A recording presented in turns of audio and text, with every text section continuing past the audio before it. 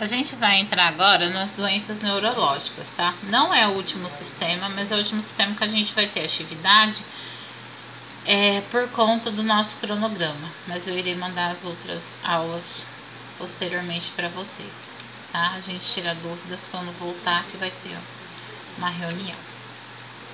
A gente vai falar um pouquinho de alteração do nível de consciência, tá? O que é o nível de consciência? Às vezes eu tô assim, alerta e orientada, né? Gravando essa aula. Porém, por um motivo, né? Que tenha afetado meu sistema nervoso, tá? Eu posso entrar até em estado comatoso, ou seja, em coma, tá? O coma é inconsciência. Inconsciência sem movimentos, sem resposta a estímulos, tá? A gente tem o mutismo acinético também, que são ausências de movimento e emissões de som, porém a pessoa abre os olhos, tá? Conforme o nosso comando de voz, tá? Mas porém ela não tem movimento e não consegue falar, tá? E temos o estado vegetativo persistente. A pessoa é acordada, mas não consciente. Ela está acordada, mas seu cérebro não está consciente, não consegue fazer movimentos, se expressar, tá? Não consegue entender o que a gente fala, ok? Então a pessoa não está consciente, porém acordada.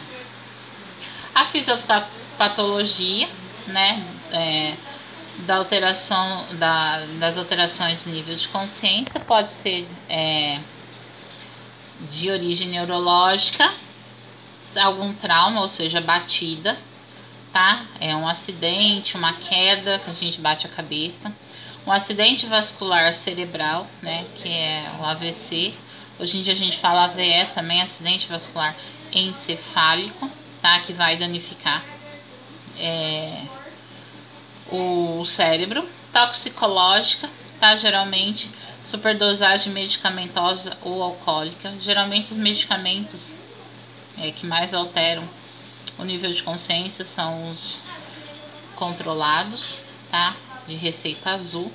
Ou metabólico, uma insuficiência hepática e renal, que a gente viu que vão acumular toxinas e causar dano neurológico. E uma cetoacidose diabética, por exemplo, tá? Quem tá com a diabetes muito descompensada, o rim e o fígado já não conseguem mais metabolizar, também vai causando cetona no sangue, o que vai elevar o pH, diminuir o pH no sangue, tornando ácido e influenciando no nível de consciência, tá? As manifestações clínicas, geralmente na resposta pupilar, né? A gente tem o tamanho da pupila normal, a gente tem as mióticas, né? Quando elas diminuem de tamanho, e midríadas, desculpa, quando elas aumentam de tamanho, né? E elas têm que reagir à luz. Quando a luz ela diminui, quando não a luz incidente ela aumenta, porque no escuro precisa aumentar o estado de alerta e no claro diminuir o estado da visão. Então isso vai indicar pra gente o tamanho da pupila e a sua reação à luz, também se tem dano neurológico, tá? Resposta de abertura de olho, se ele abre o olho quando a gente fala verbalmente, ou se precisa de um estímulo doloroso. Geralmente a gente faz no externo com a mão fechada, passando os nós dos dedos no externo com força, porque dói, tá? Mas às vezes isso não é suficiente, né? E a gente faz um estímulo doloroso para ver se ele tem reação. Resposta verbal e motora, né? Se ele consegue falar e movimentar o corpo, os membros, ok? Achados diagnósticos, né? A gente vai sempre utilizar a escala de Glasgow, que eu já vou passar para vocês. O exame clínico, né? Ver se ele reage a estímulo de dor, né? Ver como é que ele tá. Exame pupilar, a gente abre a pálpebra, a gente levanta a pálpebra e coloca a luz no olho se tem a reação, né?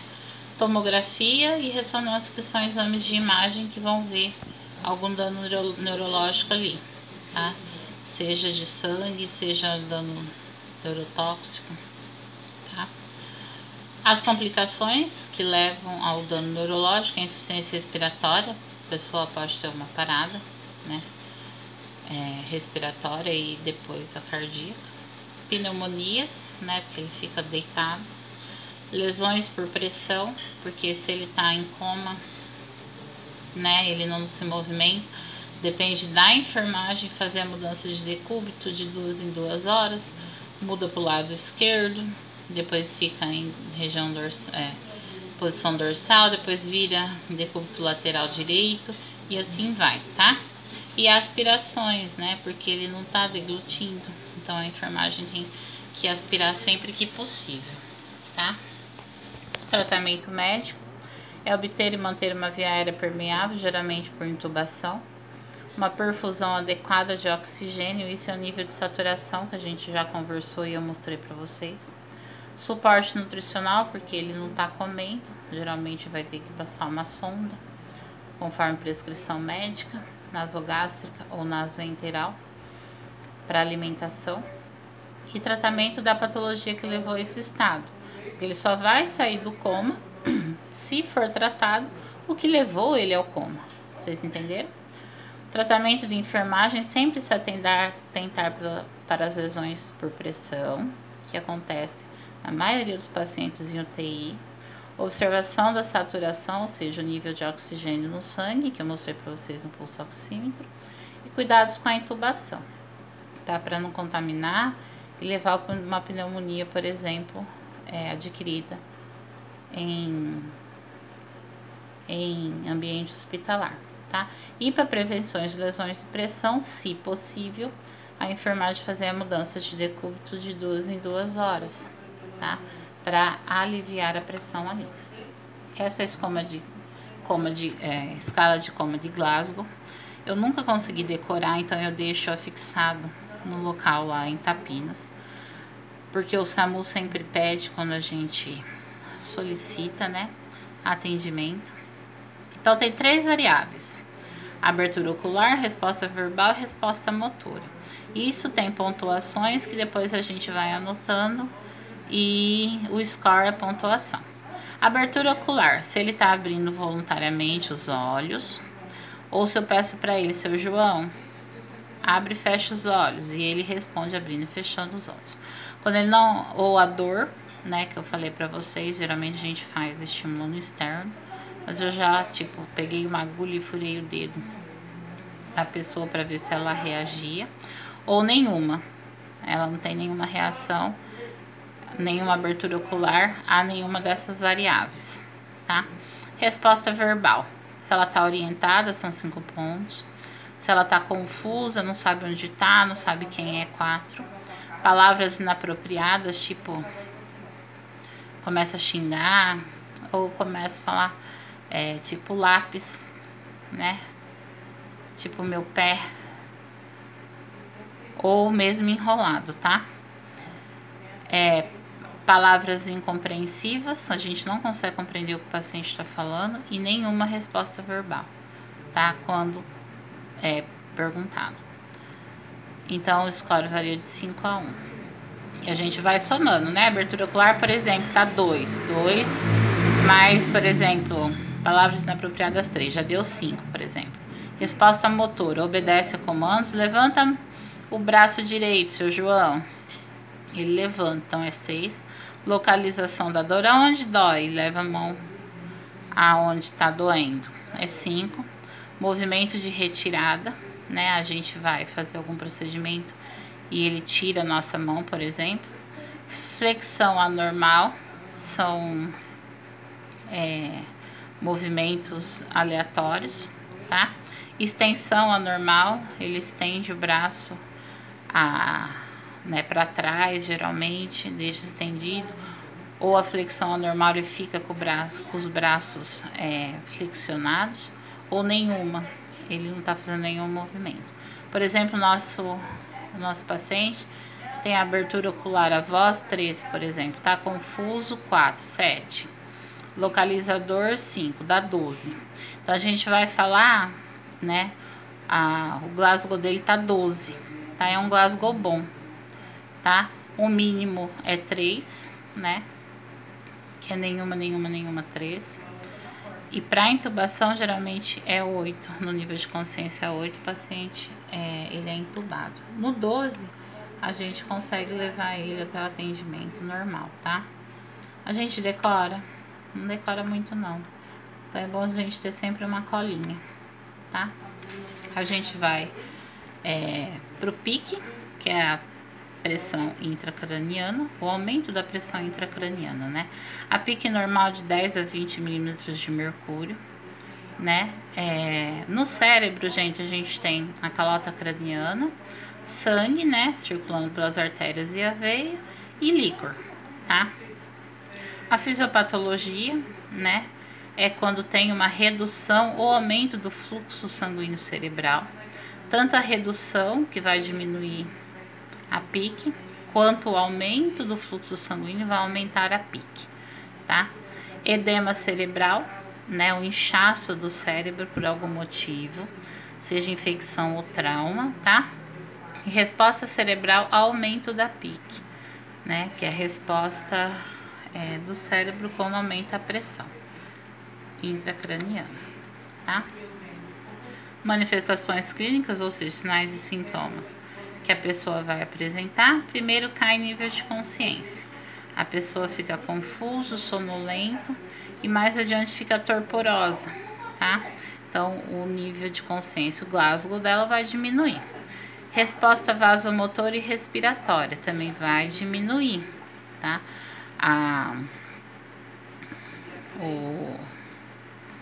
A circulação, tá? E a respiração vão ficar mais lentas. Para diagnóstico, o médico pode prescrever exame de imagens, como tomografia e ressonância, assim como o Doppler. O Doppler, gente, ele avalia a circulação, tanto arterial quanto venosa, tá? O que está acontecendo ali. O que pode ter como complicação? Herniação do tronco cerebral, o tronco fazer uma dobra, né? O que vai alterar também a pique. Diabetes insípida é um tipo de diabetes que a pessoa pode ficar desidratada porque ela perde muita água. Por quê? Tem uma secreção inapropriada do hormônio antidiurético, tá? O ADH. Então, a pessoa perde muita água, a gente fala que é uma diabetes insípido, tá? Porque ela vai ficar desidratada. O tratamento é o monitoramento da pique, isso em nível hospitalar, tá? Tentar manter a perfusão cerebral, ou seja, a circulação, reduzir o líquor e volume de sangue intracraniano, tá? Isso são intervenções médicas. Controlar a febre, né? Fazendo as medicações prescritas certinho. Manter a oxigenação, porque quanto maior a concentração de oxigênio, né? Mesmo com pouco fluxo sanguíneo, conseguimos levar o oxigênio às células que precisam. Reduzir demandas metabólicas, né? Dar uma reduzida na alimentação para que não vá a vascularização toda ficar girando em torno da digestão e absorção. Aí a gente vai para as epilepsias, tá? Para as epilepsias, que é uma síndrome caracterizada por convulsões, aquelas pessoas que têm convulsões direto ou intercaladas, tá? A fisiopatologia, como ela acontece? Os impulsos são gerados e levados pelos neurônios até a sua execução, ou seja, né, que a gente viu, sistema neurológico, ocorrem os impulsos elétricos, tanto ele traz, né, as informações para o cérebro dá resposta, né? Então é tudo isso por gerar impulsos elétricos, tá? Mas às vezes, por alguma disfunção, essas descargas elétricas elas têm algum probleminha, tá? E quando esses problemas são muito frequentes, a pessoa apresenta essa síndrome epilética, onde esses problemas elétricos no cérebro vão ocasionar as convulsões, que são movimentos que a pessoa não consegue controlar. A gente fala cíclico-clônicas, tá? Porque são espasmos musculares e movimentos musculares que a pessoa não consegue controlar, tá? Porém, isso não significa que uma pessoa epilética leva a um problema mental, tá? Algum retardo ou algum comprometimento grave do cérebro, ok? As manifestações clínicas, tá? Vai depender aonde que é o local da descarga, né? Aí a gente tem convulsões tipo a pessoa parar de piscar, né? Geralmente crianças, porque ela tá tendo um tipo de convulsão, tá? Até aquelas convulsões prolongadas, né? Que duram mais de 2 a 3 minutos, duram 10, 15 minutos, tá? Com a perda da consciência, a pessoa desmaia, tá? Então, é aquela convulsão que a gente vê a pessoa se debater no chão, né? Que ela é prolongada. Geralmente, essas convulsões prolongadas levam à inconsciência da pessoa. A pessoa desmaia, tá? A gente tem as convulsões parciais, é origem focal e afeta apenas a parte do cérebro. Temos pessoas que tremem o braço, elas estão tendo algum tipo de convulsão, ou fica com o olhar fixo e começa a piscar, depois é um tipo de convulsão, tá? Temos as convulsões generalizadas, que vão afetar todo o cérebro e os movimentos do corpo, e as convulsões não classificadas, que a gente tem dados incompletos, porque, como eu falei para vocês, o sistema neurológico, ele é um segredo ainda, não totalmente desvendado, tá? Achados diagnósticos, né? Geralmente são exames de imagem e de impulsos elétricos, imagem, ressonância magnética e tomografia. E o eletroencefalograma, ele vai pegar os impulsos elétricos e a falha deles, tá? Tratamento médico, geralmente o objetivo é controlar as convulsões, tá? O que ocorre de 50% a 60%. Geralmente é utilizado apenas um medicamento e a dose aumentada ou diminuída, dependendo da resposta do paciente, das reações alérgicas a determinado medicamento, né? Intoxicação aguda, intoxicação crônica. Porque esses medicamentos, geralmente, eles causam uma toxina. A gente fala neurotóxicos, né? Então vai impregnando. Então, geralmente, quem tem as epilepsias, os médicos trocam de tempos em tempos os medicamentos para que não ocorra essa intoxicação. Aí aqui temos alguns tipos de medicamentos. Carbamazepina, que é o Tegretol, tá? Ele pode dar vertigem, sonolência, desequilíbrio, náusea, vômito e leucopenia. Leucopenia, vocês lembram? É a baixa dos leucócitos no sangue, tá? Ou seja, nossas células de defesa levando a uma baixa imunidade. O clonazepam, que é o Rivotril, né? Porém, ele induz a sonolência, alterações comportamentais, a pessoa fica um pouquinho mais lenta. Cefaleia, que é dor de cabeça. Alopécia, cai o cabelo, tá? E palpitações, que é um tipo de uma arritmia, tá? O coração, às vezes, começa a bater mais rápido. A gente tem a fenitoína, que ela pode causar problemas visuais, hiperplasia gengival, que é o aumento da gengiva, tá? E arritmias cardíacas. Aí temos o fenobarbital, que ele é utilizado, mas ele dá sedação, irritabilidade, ataxia. Ataxia é a pessoa ficar mais largada, tá?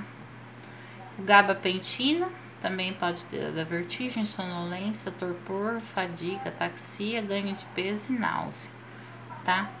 Porém, né, tem que ser utilizados por conta das convulsões. Temos também o topiramato, só que ele pode dar fadiga, sonolência, confusão, anorexia, que é a falta de vontade de comer, depressão e perda de peso. Muitas pessoas tomam topiramato sem necessidade para emagrecer, porque ele leva a uma perda de peso expressiva, tá? A gente tem o valproato, qual que é o nome dele comercial? Esqueci, mas é um nome muito comum. Ele é um dos mais utilizados, porém ele pode causar náusea, vômito, ganho de peso, perda de cabelos, tremor, irregularidades menstruais em mulheres, tá? Só que assim, geralmente o valproato é o que é mais prescrito nos casos de epilepsias, tá? O tratamento de enfermagem, né? A gente tem sempre que se atentar para as funções respiratórias e cardíacas, para tentar ver alguma arritmia, e monitorização das convulsões, né? Ver em que frequência tá, se deu uma diminuída com o uso de medicamentos. Os familiares também eles têm que ser orientados como agir na crise, né? O paciente, geralmente, se ele tá em pé, ele vai cair, né? Então, se tiver alguém perto para segurar, se ele avisa que ele vai ter crise, porque às vezes o paciente já sabe que vai ter crise, tá? Então, já pega ele, já coloca sentadinho no chão, já deitado, para ele não bater a cabeça.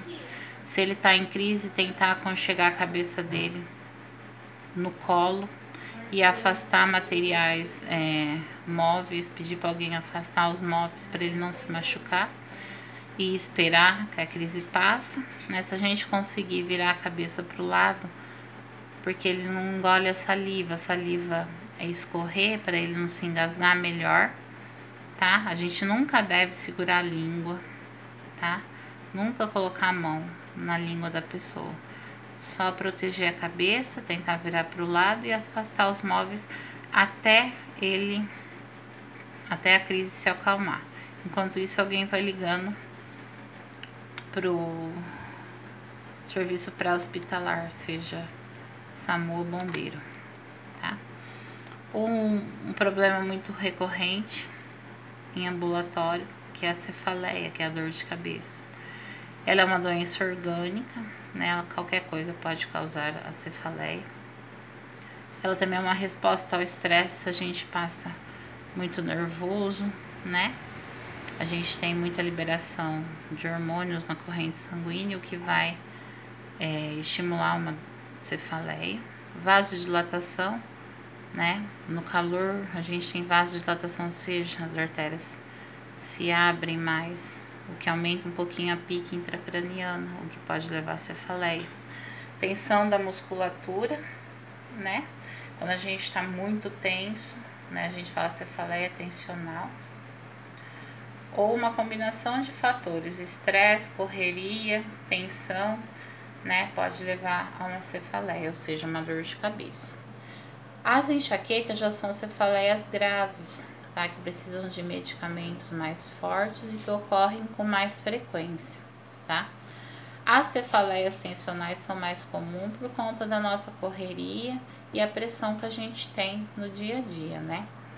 Temos a cefaleia em salva, né? Que é a forma grave de cefaleia vascular, mas está ligada ao sistema vascular ali dentro, ou seja, a pressão intracraniana.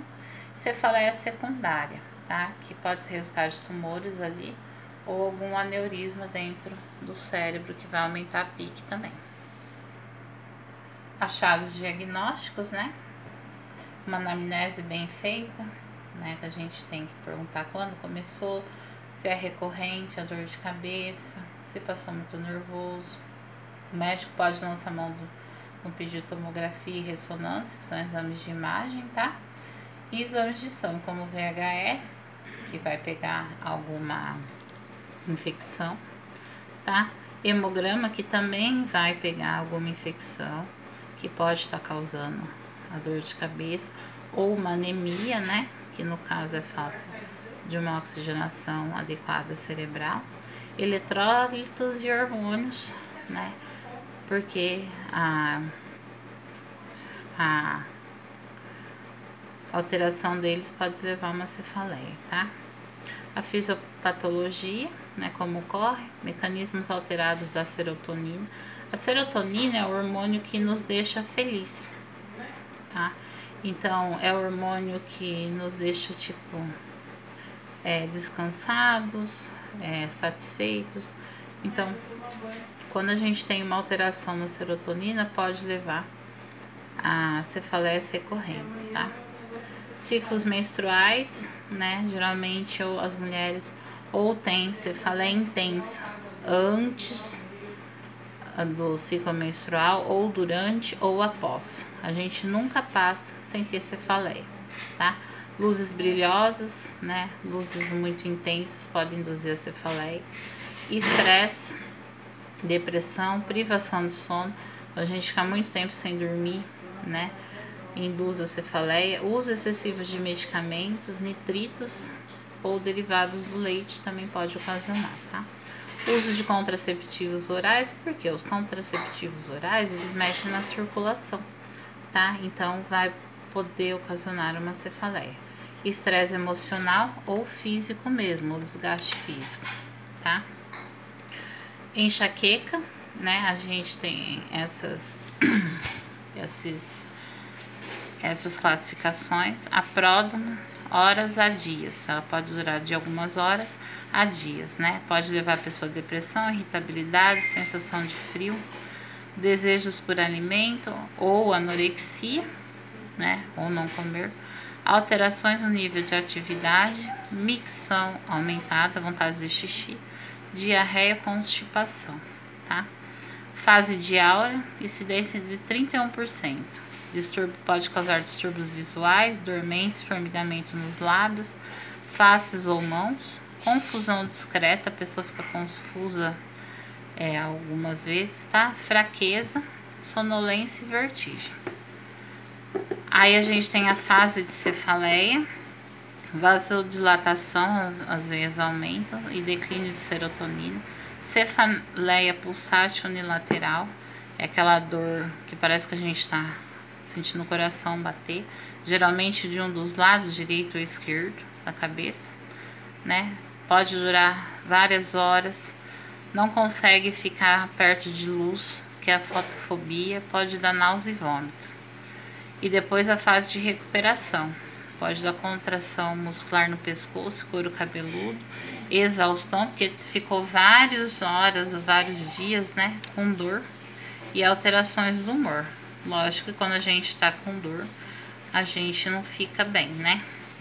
A prevenção é evitar álcools, né, alimentos com muitos nitritos, muita gordura, vasos dilatadores e histamínicos precipitam episódios de cefaleia, né? Então tudo isso aqui vai levar a dor de cabeça. Medicamentos são indicados com inscrição de 3 a 4 vezes ao mês.